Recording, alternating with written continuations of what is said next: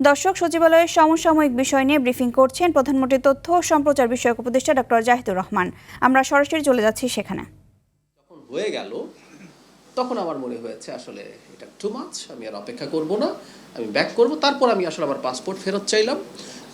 যখন আমি পাসপোর্ট ফেরত চাইলাম তখন তাদের দিক থেকে খুবই আন্তরিকতাপূর্ণভাবে তারা এটা বলতে হবে, তারা আমাকে রিকোয়েস্ট করেছেন। কিন্তু আমার মনে হলো হোয়াট হ্যাপেন্ড, এটার একটা প্রতিবাদ রেজিস্টার থাকা দরকার আছে।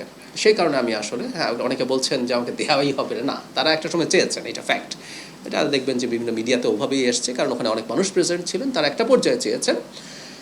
কিন্তু আমার মনে হয়েছে যা হয়েছে তার একটা প্রতিবাদ রেজিস্টার থাকুক। আবারও বলছি, এটা কোনো শত্রুতার বিষয় না, এটা হচ্ছে একটা মেসেজ আমি আমার জায়গা থেকে মনে হয়েছে দেওয়া উচিত যে আমি ম্যালট্রিটেড হয়েছি, আমার সাথে সঠিক বিহেভ করা হয় নাই।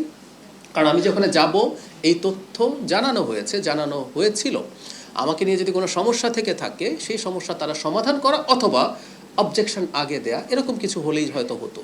কিন্তু না, যেটা ঘটলো সেই কারণেই এটা ওভাবেই করা হয়েছে। আমি যা দেখেছি, আমি আমার দিক থেকে, আমি তার ভেতরে কি হচ্ছে কেন হচ্ছে এগুলো তার আমি বুঝতে পারছি না। আমি যেটা দেখেছি, আমাকে দেরি করানো হচ্ছে, আমাকে যেভাবে রাখা হয়েছে বসানো হয়েছে সেটা আমার কাছে সঠিক মনে হয়নি।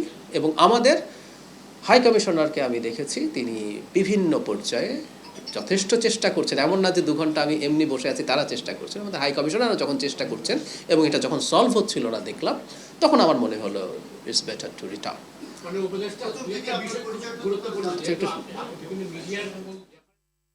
দর্শক, এতক্ষণ দেখছিলেন প্রধানমন্ত্রীর তথ্য ও সম্প্রচার বিষয়ক উপদেষ্টা ডক্টর জাহিদুর রহমানের বক্তব্যের অংশবিশেষ।